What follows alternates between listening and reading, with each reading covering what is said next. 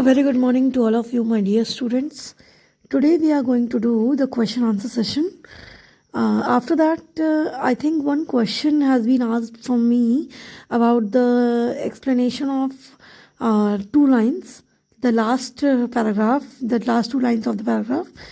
मुझसे I think एक student ने पूछा था बेटा, तो वो भी मैं लास्ट में आपको एक्सप्लेन कर दूंगी. But before that just move with the paragraphs, move with the question and answers. The first question, we'll move on. First question, first part. Beneath all uniforms, what uniforms do you think the poet is speaking about?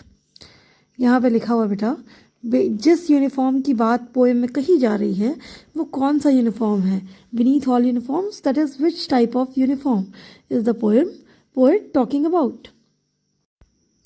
Beta, in this question, the poet is talking about the uniforms like any specific like clothing आप कह सकते हैं, या covering of the body under which all the regulating processes takes place of the life.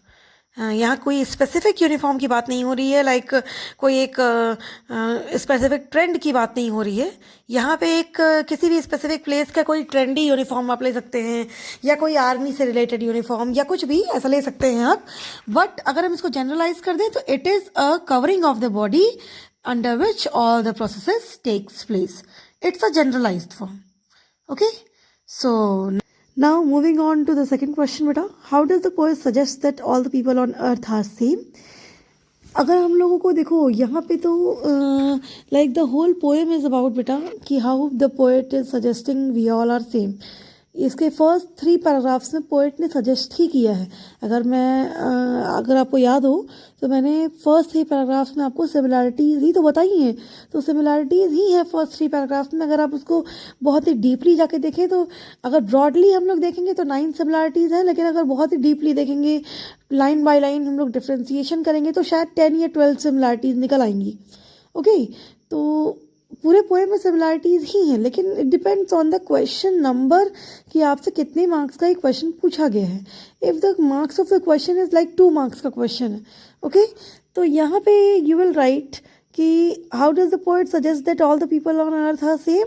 The poet suggest that the all people on earth are same, like in the way of talking, in the way of living, in the way in which their processes inside the body are moving on, in the processes due to which life is regulating, the behavioral processes, they all are same. तो हम लोग एक general वे लिख देंगे कि हम लोगों की जो बिहेवियरल प्रोसेसेस हैं, लाइक बिहेवियरल प्रोसेसेस का मतलब है बेटा कि अगर कोई आपको बुरी बात कुछ कहे, नेगेटिव कुछ कहे, जैसे आपको बुरा लगेगा वैसे ही किसी और को भी अगर कोई नेगेटिव कहता है तो वो उसको भी बुरा लगेगा. तो इस सेंस से हम लोग ये कह सकते हैं like we all need food, we all need water, we all need air to live, we all inhale oxygen, we all exhale carbon dioxide. तो ये सारी चीज़ें एक बेसिक हैं. We all have legs to walk, nobody walks on hand. ठीक है, तो हम लोगों की जो बॉडी पॉस्चर्स हैं वो सेम हैं. सबके पास लेग्स होते हैं वॉक करने के लिए, सबके पास हैंड्स होते हैं पिकअप करने के लिए. everybody has talking style, everybody wants to hear always positive about himself or herself. तो ये सारी चीज़ें हैं जो हम लोगों की सेम हैं. इसको आप जनरलाइज कर सकते हैं. अगर डीपली पूछा जाए लाइक 8 मार्क्स का क्वेश्चन हो तब आप इसको एक एक चीज़ एक्सप्लेन करेंगे. So I think you all have understood. In stanza 1, find 5 ways in which we all are alike. Pick out the words. बेटा ये तो आप जब पैराग्राफ पढ़िएगा उसमें आपको लिखा होगा किस तरीके से हम लोग सेम हैं. Remember we all are same, nobody is different, no countries are strange, beneath all uniforms a single body breathes, and like ours the land upon the earth our brothers walk upon is same. तो ये इसमें 5 veg आपको निकालने हैं, आपको words निकालने हैं first paragraph में. ओके, स्टैंजा 1 में. एंड आप इस क्वेश्चन को बेटा like you don't do it in this way. आप इसको इस तरीके से करिएगा, आप सिर्फ इसको पढ़िएगा. आपके क्वेश्चन में कॉपी में लाइक आपको जो फेयर कॉपी है आपकी, उसमें आपको question number 1 and question number 4 ही सिर्फ करना है. ओके, क्वेश्चन नंबर 2 एंड 3 तो obviously you will do it in some और द अदर वे. जब आप समरी पढ़ेंगे, समरी करेंगे तो you will do it over there. आप क्वेश्चन नंबर 2 और 3 मत करिएगा. क्वेश्चन नंबर 2 और 3 के अलावा मैं आपको एक क्वेश्चन एक्स्ट्रा दूंगी, जो आपके एक्स्ट्रा क्वेश्चंस में होगा, मैं वो क्वेश्चन आपको दूंगी, उसमें आप करिएगा. ओके, नाउ ये थर्ड क्वेश्चन मेरा देखते हैं. How many common features can you find in stanza 2? Pick out the words. Stanza 2 में बेटा सबसे ज़्यादा फीचर्स हैं जो हम लोग कॉमन फाइंड आउट करते हैं. आई थिंक 4 to 5 फीचर्स हैं. Just go and pick out कि आपके कौन कौन, मैंने आपको टिक मार्क भी करवाया था कि कौन कौन से फीचर्स हैं आपके, तो आप उसको देख लीजिएगा. आई थिंक 4 to 5 फीचर्स हैं वहाँ पे आपके. तो just look at that and try to learn all those features. आपको वो सारे फीचर्स अपने माइंड में रखने हैं, जस्ट मगअप नहीं करना है. आप 2-3 बार पोएम पढ़ेंगे तो आपको अपने आप याद हो जाएगा. ठीक है. Now coming to the fourth question बेटा. Whenever we are told to hate our brothers, when do you think this happens? अब देखिए, ये बहुत ही टिपिकल क्वेश्चन है बेटा. ये आपके बुक में नहीं दिया हुआ है. ये पहले तो आप ये देखिए क्वेश्चन पूछने की कोशिश क्या कर रहा है. What the question want to ask. Whenever we are told to hate our brothers, that means कि जब भी हमसे कहा जाता है कि हम अपने ब्रदर्स को हेट करें. आई थिंक ये आपने लास्ट 2 पैराग्राफ्स में ये लाइन पढ़ी होगी. ये लास्ट 2 पैराग्राफ्स की लाइन है. तो अब देखते हैं इस लाइन के बारे में कहा क्या जा रहा है. When do you think this happens?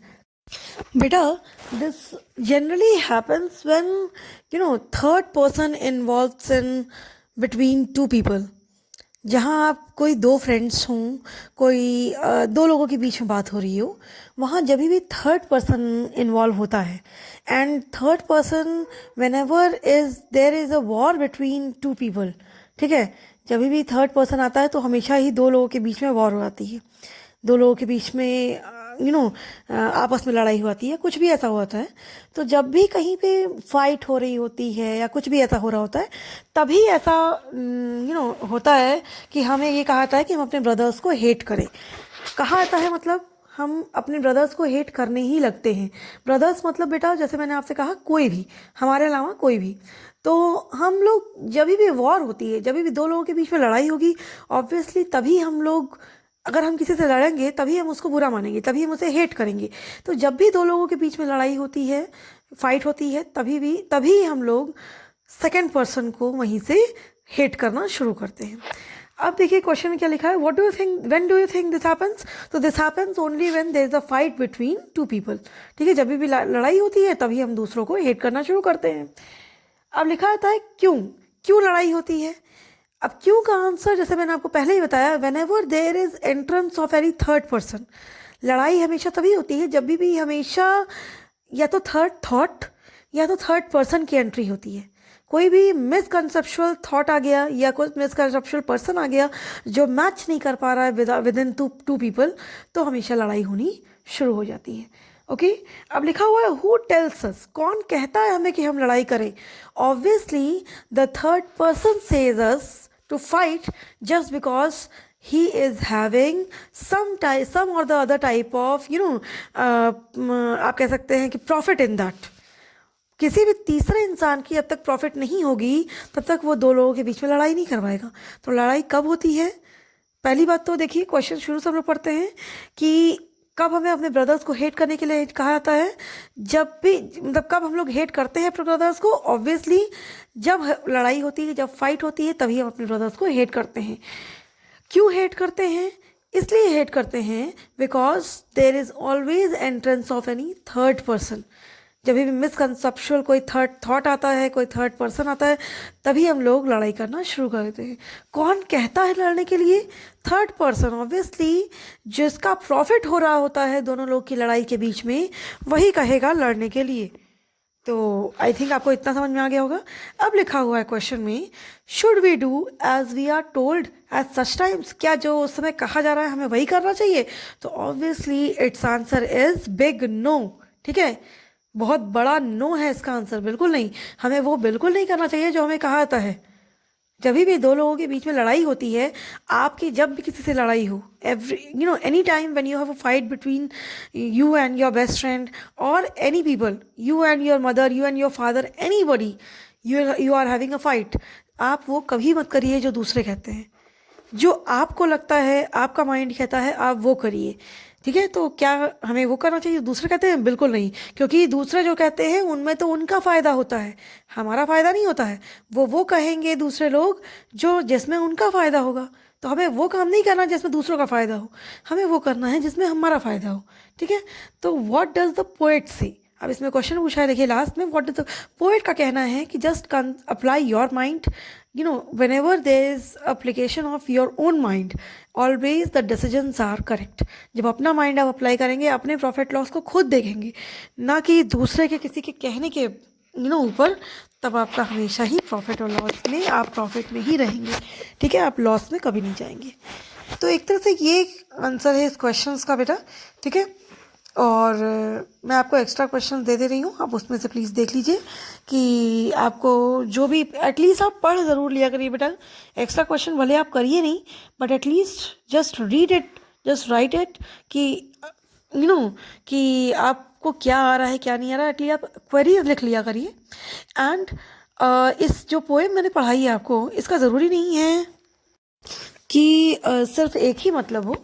जिस वे में मैंने पढ़ाया बेटा, मैंने आपको पूरी पोएम उसी वे में पढ़ाई है। Maybe there is some student who is reading it in some other way. यहाँ पे देखिए यूनिफॉर्म लिखा हुआ है यहाँ पे, तो यूनिफॉर्म तो आप देखते होंगे आर्मी के ड्रेस के भी, जैसे मैंने पहले भी कहा कि वो होती है। बट बेटा यहाँ पे जो मीनिंग है, यहाँ पे जो सेंस है, वो एक जनरलाइज सेंस है, not in a sense of some category of people. यहाँ किसी एक कैटेगरी ऑफ पीपल की बात नहीं हो रही है, यहाँ सबकी बात हो रही है, ओके। तो इसलिए मैंने आपको जनरलाइज वे में पढ़ाया है। ज़रूरी नहीं है कि जो और लोग पढ़ा रहे हैं वो गलत है, या जो आप पढ़ रहे हैं वो गलत है, या किसी एक का पॉइंट ऑफ व्यू कभी भी पोएम में सही नहीं होता है, ठीक है। पोएम में अपने हिसाब से जो हर कोई प्रूव कर लेता है वो सही होता है। तो जिस हिसाब से मैंने आपको पढ़ाया है वो पूरी पोएम उसी हिसाब से है बेटा। तो just go through it and ask me if you have any query, okay. Thank you class.